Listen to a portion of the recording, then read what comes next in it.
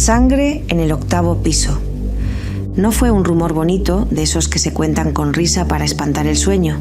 Fue un mensaje torcido de boca en boca entre gente que sabe lo que es esperar una llamada en una sala fría.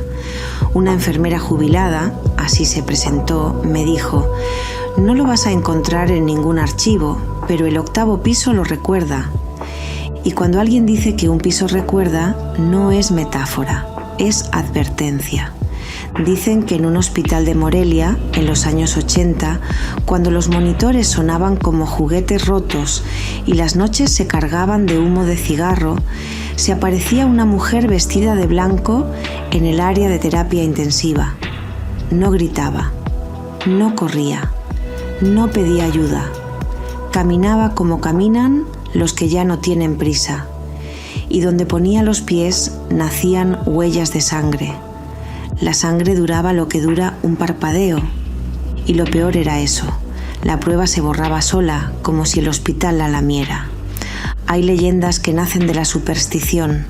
Esta nació de algo más cercano: culpa, enfermedad, decisiones imposibles.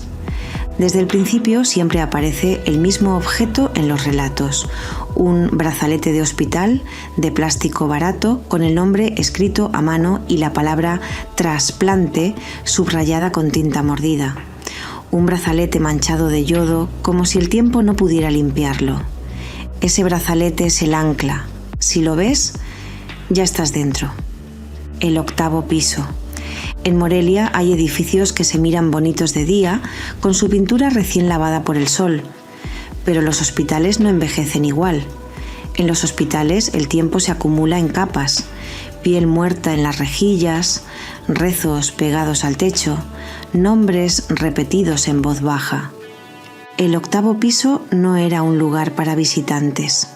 En los 80, terapia intensiva era un territorio con reglas propias. Entrabas con miedo y salías con otro tipo de miedo.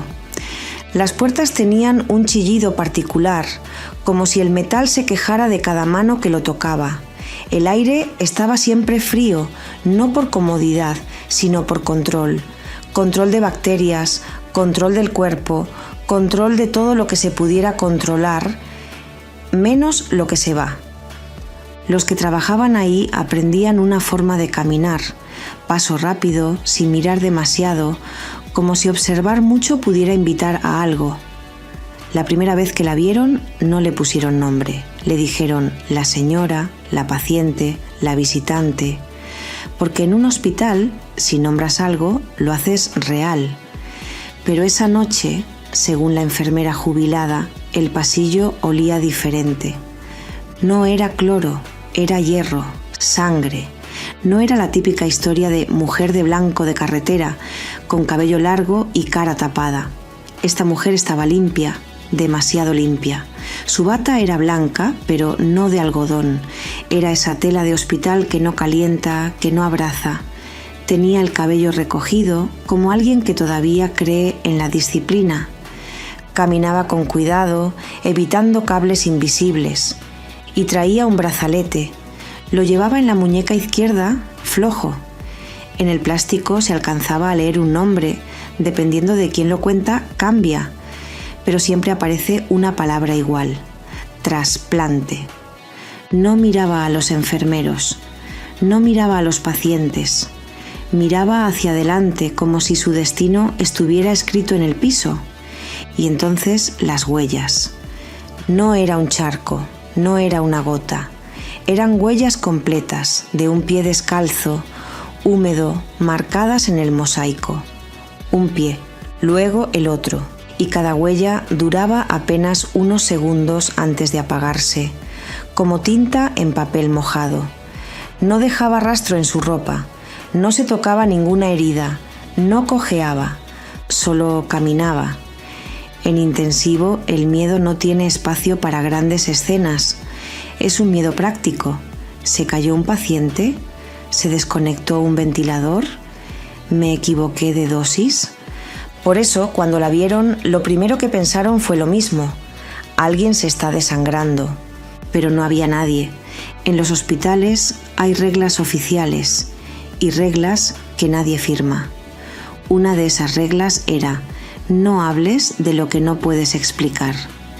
En los 80, hablar de apariciones no era místico, era problemático.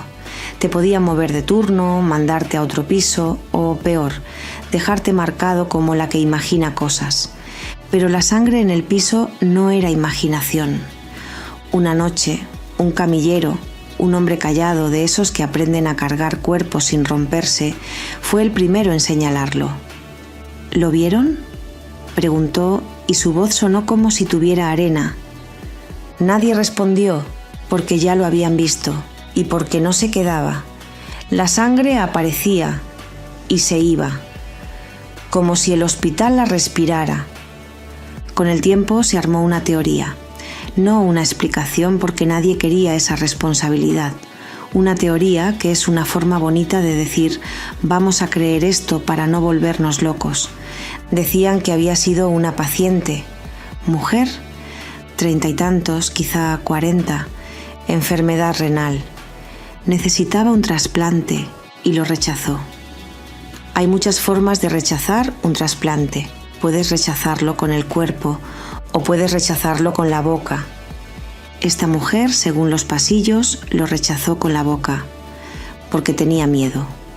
Miedo a la cirugía, miedo a deberle la vida a un órgano ajeno, miedo a vivir con inmunosupresores cuando ya se siente que el mundo te está comiendo, miedo a lo que se murmura en las familias, si te ponen un órgano te cambia la personalidad, miedo a una decisión que no parece decisión cuando estás conectada a tubos.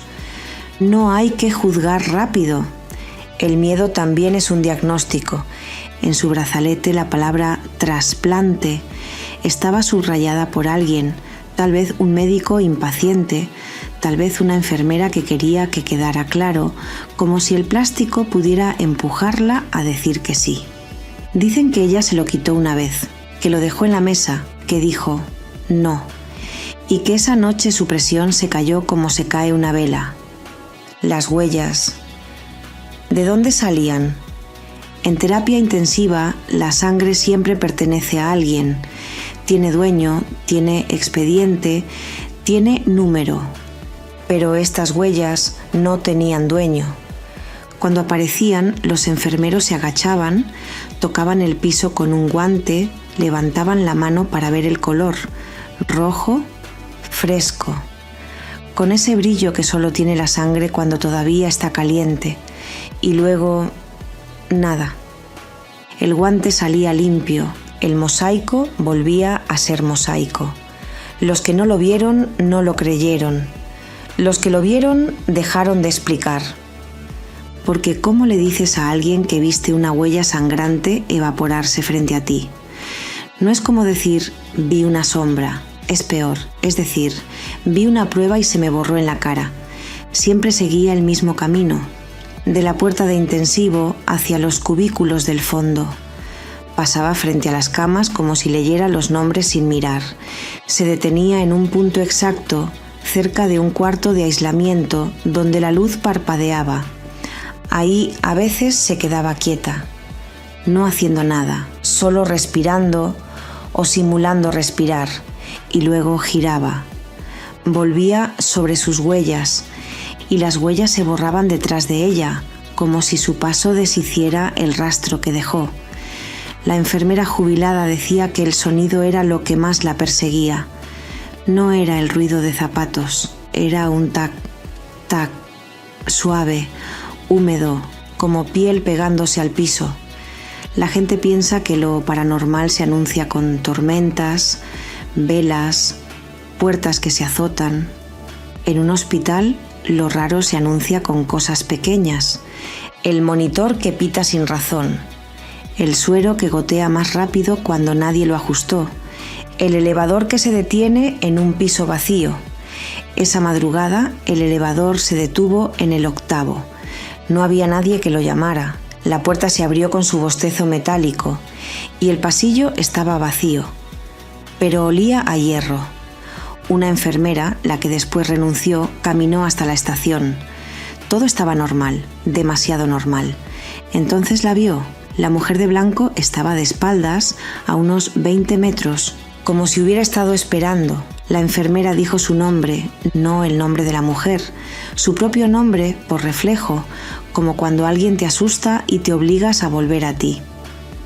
«Señora», dijo. La mujer no respondió. La enfermera avanzó un paso y vio la primera huella, después la segunda. El piso parecía estar marcándose solo.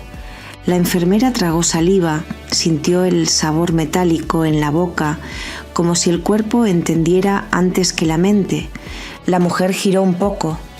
No mostró el rostro entero, solo el perfil, piel pálida, labios partidos y algo más, algo en la mirada que no era súplica, era reproche. La enfermera no debería haberlo hecho, pero lo hizo. Corrió hacia ella, no por valiente, por instinto, por esa programación hospitalaria que dice: si ves a alguien en bata, es paciente, hay que ayudar. Cuando estuvo cerca, notó el detalle que nadie puede inventar sin haberlo visto. El brazalete no decía solo trasplante. Tenía manchas marrones de yodo, tenía el plástico cuarteado y la tinta del nombre estaba corrida, como si alguien hubiera llorado sobre ella. La enfermera estiró la mano, quiso tocarle la muñeca y en ese momento la mujer de blanco levantó la mirada. El frío del pasillo se volvió más frío. El monitor de un cubículo lejano hizo un pitido largo, como un suspiro que se rompe. La enfermera sintió un golpe de náusea y vio, por primera vez, la verdad. La mujer no estaba dejando huellas porque estuviera herida. Estaba dejando huellas porque no tenía piel. No era una metáfora, no era fantasma con sábana. Era un cuerpo con los pies desnudos y los talones abiertos como si caminara sobre vidrio desde hace años. Pero no sangraba hacia afuera. La sangre parecía subir del piso hacia ella, como si el hospital se la devolviera. La mujer caminó hacia el cuarto de aislamiento. La enfermera la siguió. No podía dejarla sola, no con esa mirada. La puerta del cuarto estaba cerrada, debería tener llave, debería resistir. La mujer la atravesó, así, como atraviesas un olor, como atraviesas un recuerdo. La enfermera se quedó frente a la puerta, temblando, con las manos heladas, y escuchó algo. No un grito, un sonido bajo, como uñas rascando una cama, como plástico rozando metal, el brazalete. La enfermera puso el oído y entonces oyó una frase, no como una voz externa, como un pensamiento ajeno metiéndosele en la cabeza. No me dejaron morir. La enfermera retrocedió, porque en un hospital esa frase es un cuchillo. Hay muertes que se estiran, hay vidas que se sostienen con tubos y a veces nadie pregunta si el paciente quería. Los días siguientes la aparición se repitió, siempre igual. Bata blanca, brazalete, huellas, cuarto de aislamiento y luego nada.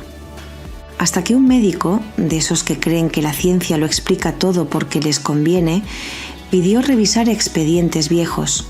No buscaba fantasmas, buscaba un nombre. Encontró uno. No lo voy a escribir aquí como si fuera un trofeo. Los nombres reales son huesos. Pero encontró el caso. Mujer con insuficiencia renal avanzada, candidata a trasplante, rechazo reiterado. Y una nota en el expediente.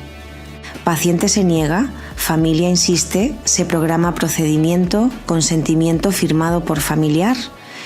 En los 80 esas cosas pasaban, a veces siguen pasando. La mujer murió en ese mismo piso. No durante una operación, murió en el cuarto de aislamiento, con fiebre, con presión baja, con el cuerpo ya cansado de defenderse. Dicen que antes de irse pidió algo, no un milagro, no una oración. Pidió que le quitaran el brazalete, que no la etiquetaran más, que no la llamaran trasplante, que la llamaran por su nombre. Pero en los turnos de madrugada nadie escucha bien y el brazalete quedó. La noche en que todo se cerró, la noche en que la leyenda dejó de ser un rumor y se volvió sentencia, había menos personal del habitual. Un apagón parcial dejó luces de emergencia encendidas. Todo se volvió verde pálido. Los monitores parecían luciérnagas enfermas. La enfermera, la misma de antes, estaba sola en el pasillo cuando el elevador se abrió y la mujer de blanco salió. Esa vez no caminó despacio, caminó con hambre. Las huellas aparecían más marcadas, más oscuras, más presentes, y no desaparecían de inmediato. Se quedaban, como si al fin alguien les permitiera existir. La enfermera vio cómo la sangre se extendía en un rastro que no se borraba. Sintió pánico puro, de ese que se siente en los dientes. La mujer se detuvo frente a ella. Por primera vez la miró de frente. Tenía los ojos abiertos demasiado, como alguien que murió sin cerrar la cuenta. Levantó la mano, señaló la muñeca, el brazalete, y con un movimiento lento, brutal, lo arrancó. No se rompió el plástico, se rompió el aire. La enfermera oyó un chasquido, como cuando se rompe un hueso. El brazalete cayó al piso y la sangre del pasillo se movió hacia él, como si el brazalete la llamara. La enfermera se agachó sin pensar y lo tomó. El plástico estaba tibio. No debería. En la parte interna, pegada a la piel que ya no estaba, había una mancha negra, seca, con forma de dedo. Un dedo que apretó demasiado. La enfermera levantó la vista. La mujer de blanco ya no estaba. Pero las huellas siguieron. Se dirigieron al cuarto de aislamiento. La puerta del cuarto se abrió sola, y el aire que salió no era frío. Era un aire caliente, húmedo, con olor a carne enferma. La enfermera no quería entrar, pero tenía el brazalete en la mano y sintió algo que no era curiosidad, era obligación. Entró. Dentro la luz era un parpadeo. La cama estaba vacía, las sábanas dobladas como si nadie las hubiera tocado en años. En la pared había una mancha antigua, color óxido, y en el suelo el rastro de huellas se detuvo, justo bajo la ventana. La enfermera miró afuera. Morelia dormía y al reflejarse en el vidrio vio a la mujer detrás de ella, tan cerca que pudo sentir su ausencia de calor. La mujer no levantó la mano, no atacó, solo habló. Esta vez sí habló. La voz era seca, real. No era miedo a morir, dijo. Era miedo a vivir con lo que me hicieron. La enfermera se quedó inmóvil, porque entendió. La mujer no rechazó el trasplante por capricho.